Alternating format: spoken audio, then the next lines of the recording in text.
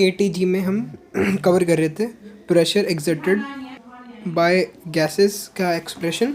हमने अपने पार्ट 1 वाली वीडियो में इसे यहाँ तक कवर कर लिया था। आज हम इसके आगे करेंगे। तो हमने क्या करा था, फोर्स निकाली थी डेल्टा पी और डेल्टा टी को डिवाइड करके। इसी तरह से ये फोर्स इन एक्स है और ये एक पार्टिकल का है। इसी तरह से इसे सेकंड पार्टिकल और थर्ड पार्टिकल का निकाल लिया। कुछ नहीं करा हमने, v1 की जगह v2 लिख दिया और fx3 के लिए v2 की जगह v3 लिख दिया। गाइस फिर से करूँ, पार्ट 1 देख के आओ, नहीं तो ये वाली वीडियो समझ नहीं आएगी। तो इतना पता चल गया। यहाँ पे fx1 निकल गया, fx2 निकल गया, fx3 निकल गया। f नेट निकाल लेंगे। f नेट के लिए इन तीनों को प्लस कर देंगे। तीनों को प्लस कर दिया। देखना m/l सब में कॉमन है और कॉन्स्टेंट भी है, तो m/l को बाहर ले लिया और अंदर v1 का स्क्वायर x प्लस v2 का स्क्वायर x प्लस v3 का स्क्वायर x। ये वाला स्टेप समझ में आ गया। अगला स्टेप, अब ये m/l है, सॉरी ये वाला स्टेप समझ में आ गया। अब ये वाला प्रेशर होता है force upon area. Force f net है, f नेट यहाँ पे लिख दिया। एरिया को भी लिख दिया मैंने a, जो कि डिवीजन में जाएगा तो इधर आ गया। क्यूब का एरिया l स्क्वायर होता है, साइड स्क्वायर होता है, तो ये l स्क्वायर आ गया यहाँ पे। ये एज इट इज चलता रहेगा थोड़ी देर तक। अब एल स्क्वायर इंटू एल हमारा क्या हो गया, एल क्यूब। अगले स्टेप में एल क्यूब लिख दिया, ये एज इट इज चलता रहेगा।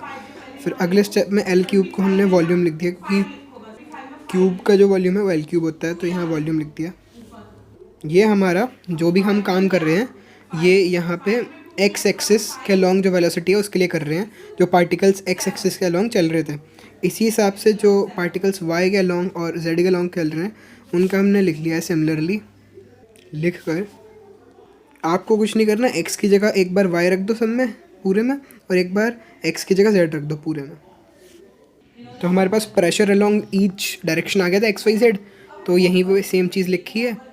ऐसा क्यों? क्योंकि हमें एवरेज प्रेशर निकालना है। P X plus P Y plus P Z upon 3 average pressure निकालना है।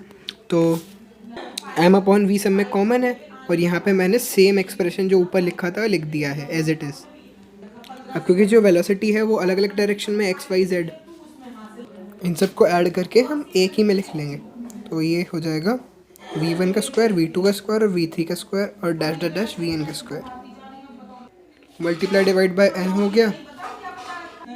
यहाँ पे मॉलिक्यूल एक है और ये टोटल मॉलिक्यूल्स हैं, तो एक मॉलिक्यूल के लिए m/n m हो जाएगा, तो कैपिटल M लिख दिया। अब इन वेलोसिटी को मैंने v स्क्वायर RMS लिख दिया। यहाँ पे VRMS इसलिए नहीं लिखा क्योंकि VRMS का मतलब होता है velocity root mean square. Further